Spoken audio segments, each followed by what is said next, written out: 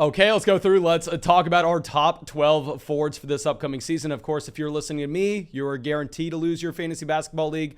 So thank God we got Will and Canyon here to tell you something that actually makes sense. How are you doing today, guys? And what kind of format are we going to be looking at? Doing well. We're going to be looking at the fantasy points format. We can mention some category format stuff too, but we're just going to go based off of points, which is, 1 point for a normal point, 1.2 for rebound, 1.5 for assists. Defensive stats have 3. Some leagues are a little different from those numbers, but it's an overall points format that we're going to be going off of for this list. Starting off the first tier, we've got LeBron James. Point guard, shooting guard, small forward, eligibility. So he's kind of a little cheat here. He's going to give you points, rebounds, assists. We all know who LeBron is, what he can do. He's the best player on the planet. He just needs to stay healthy.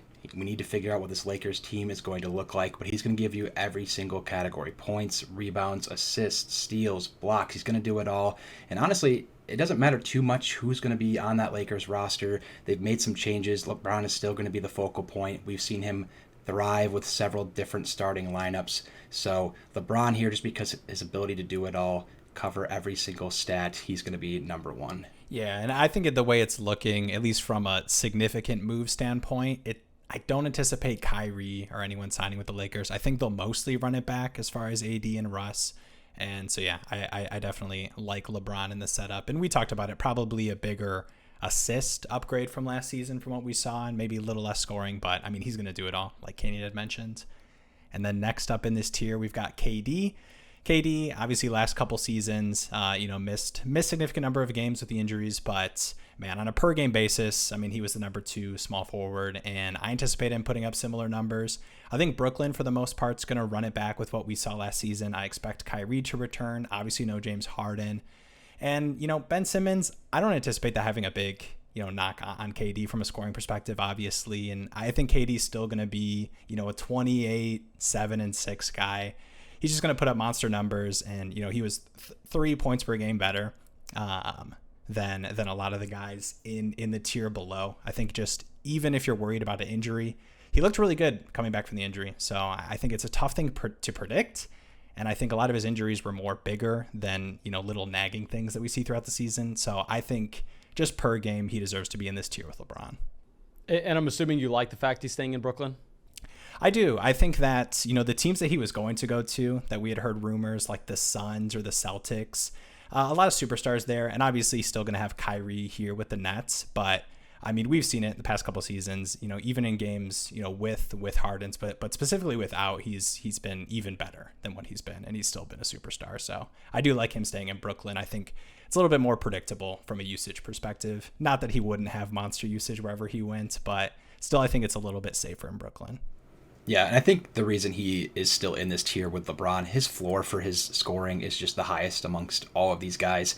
And we've seen that he has some ability to add his assists into his game. Without Harden, he had 7.7. They have Simmons, they have Kyrie, but I'm not too worried about the guys around him. I think his passing game's really stepped up, and his floor for points is just so good. This next tier, though, at 3, we've got Jason Tatum still here.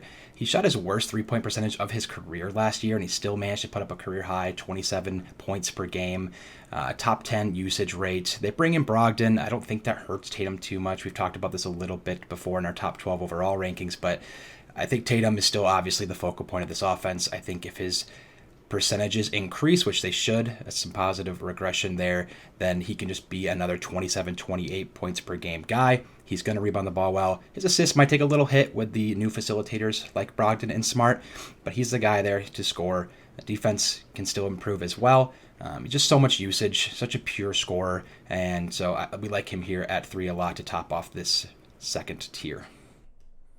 Yep, and then next up in this tier, a really tough guy to rank. Obviously didn't see him last season, but Kawhi Leonard we've got here.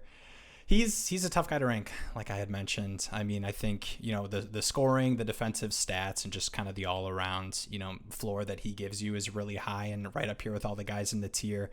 I want to preface talking about Kawhi by saying that I do feel good about him heading into this season. Obviously, we haven't seen, any game from him since the injury, but reports have been pretty positive. We've seen reports. There were some athletic reports from the Clippers that they're anticipating him to be ready for the start of the season. I mean, there were reports that rumors that maybe he was going to return for their playoff run they had last season. So I feel pretty good about Kawhi. He's definitely going to be a guy I'm monitoring, though, and kind of making sure that we're hearing really positive things heading into the season.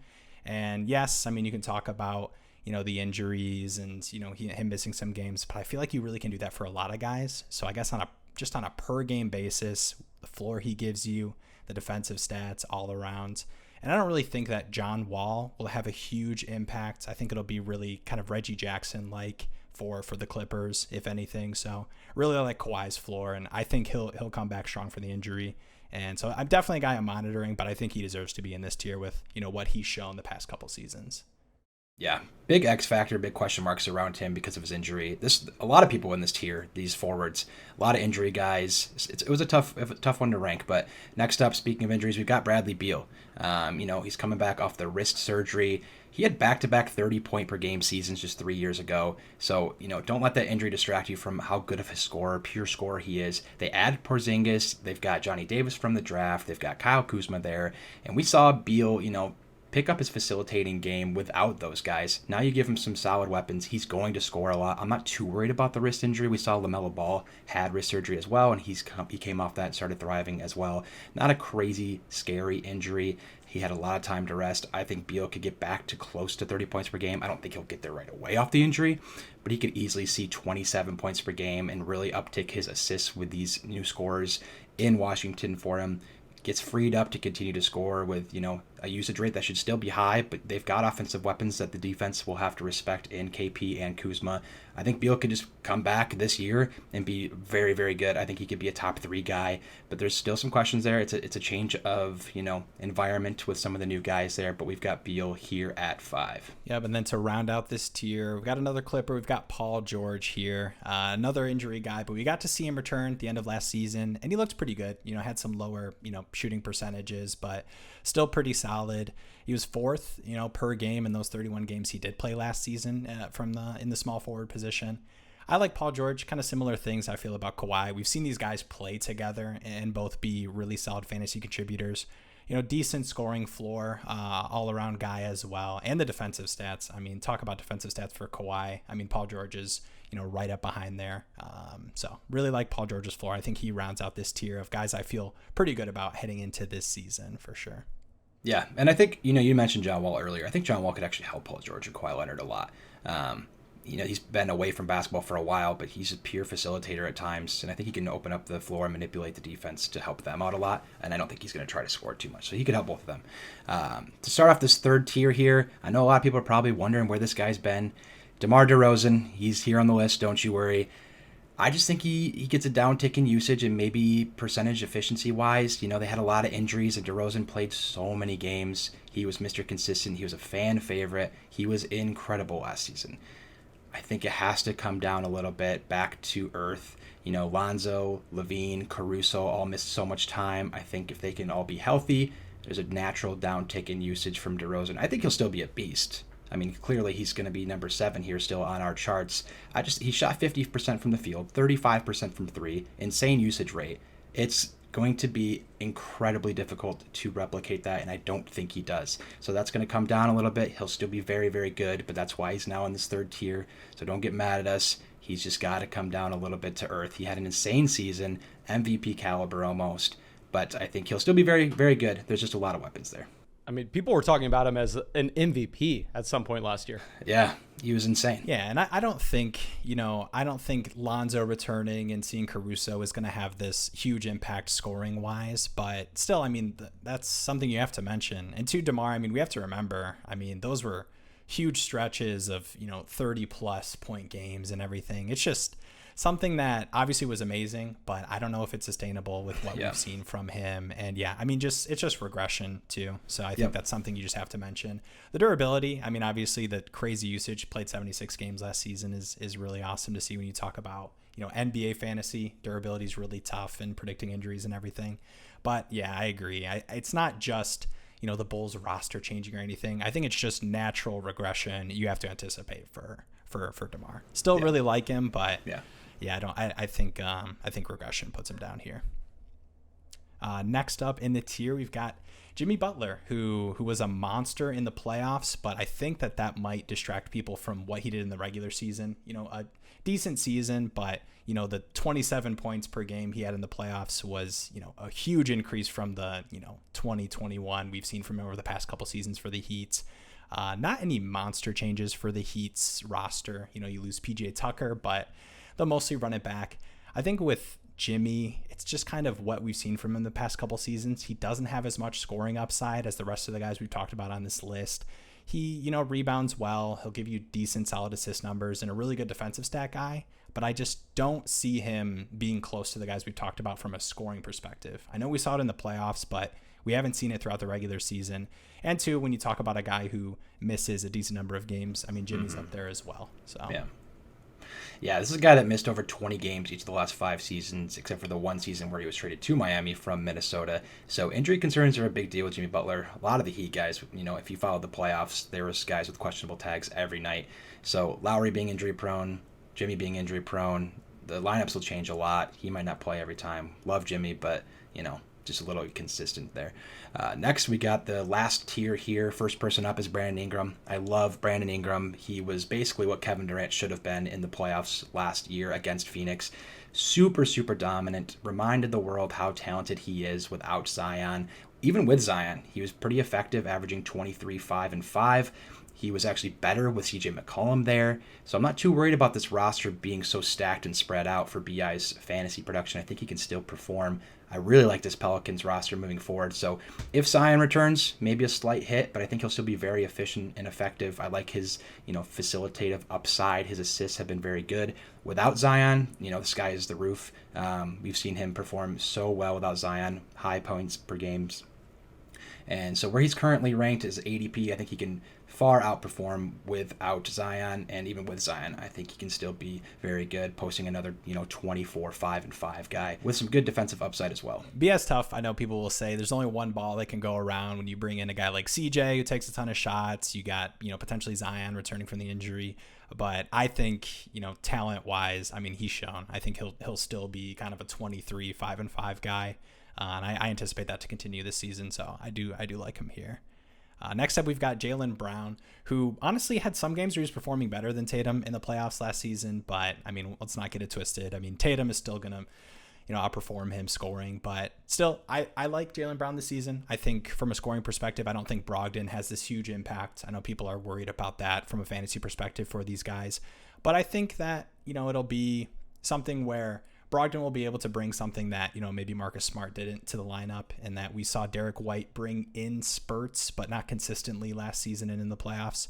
And so I still think Jalen Brown can be, a 23, 24 point guy alongside Tatum, being that kind of monster 27, 28 point guy. So I like Brown a lot. I think he has a decent floor, pretty good rebounder for a 3-4. And yeah, I think he's got a solid floor, and I like him in the top 12 for sure. Yeah, it's funny. I think Brown is similar to Tatum as the next guy that we have. Levine is similar to DeRozan. Tatum and DeRozan are kind of the stars. They pop off a bit more. They have high ceilings. But Brown and Levine, I think these are both guys that have high floors. Are kind of Mr. Consistence behind the scenes, and you kind of forget about them. Levine here had another solid season last season, apart from some of the injuries, but kind of overshadowed by DeRozan. With or without Lonzo, Caruso, Levine was pretty consistent, putting up identical stats with or without them. And in the last 4 seasons, Levine's been very consistent. He's always around, 22, 23, 24 points, 4 rebounds, 4 assists, 5 assists. So you know what you're getting with Levine. It's good consistency. The only inconsistency with Levine right now would be his, status with Chicago. I mean, we've been this far throughout free agency and close to the season starting. He should be fine, but there's been a lot of murmurs about Levine leaving, but for now, he's still there. He's still Mr. Consistent. He should get you mid-20s in points, 4 to 5 rebounds, 4 to 5 assists. He's going to give you, a nice floor just like Jalen Brown. For sure. Last guy in the list, rounding out the top 12, we've got Anthony Edwards, who I like a lot coming into his 3rd season. Anthony Edwards is, he's a tough guy. He's a guy I want to put higher, honestly, just kind of anticipating, even more of a breakout in year 3. I think he can bring that from a scoring perspective, and that maybe he'll be right neck and neck with Cat, and maybe approach 23, 24 points per game. But bringing in Rudy Gobert, it's just from a fantasy perspective, he doesn't give you a ton rebounding or, assist facilitation wise in his game. I think he can improve on that. He did a little bit from his rookie year to his sophomore season, but still from a rebounding perspective, he said in the playoffs he needs to rebound better. I just don't think when you bring in a guy like Rudy Gobert that we'll be able to see that come to fruition. So from a fantasy perspective, he doesn't give you a lot there.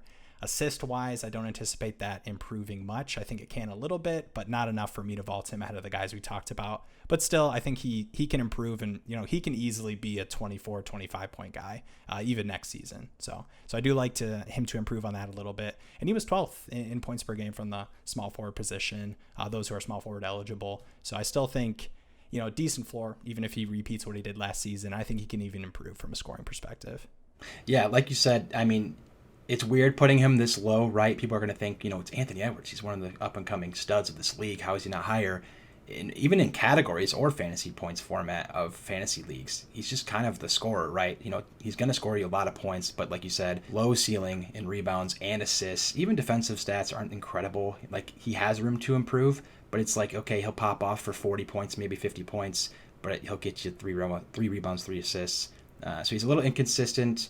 But he's going to get you a lot of points. But yeah, it's just that's about it, is the points, which have the least amount of value in a fantasy points format. And even in categories, you can find guys that are going to give you 20 points. So it's tough to rank him as a fantasy guy. I don't know. I think y'all sound stupid. I watched Hustle, and he looked pretty damn good. Yeah, but I think that should be it for top 12. I mean, I think at this point, honestly, I'm not able to contribute much. So y'all are probably just going to have to dive deeper without me. But of course, I'm always excited to listen to y'all. Have an idea of what's coming up this upcoming season. And if y'all are excited to listen to this, make sure you go down there, drop a like, leave a comment letting us know how stupid we are. Subscribe to the channel if you play fantasy basketball. That's all I got. Do y'all have anything else? No, NFL starting. That means NBA is coming soon. Looking forward to the season, man. It's coming closer than people realize. Yeah, this list specifically is very tough to make. So again, comment who you think is different, who we're wrong about, because this list was tough.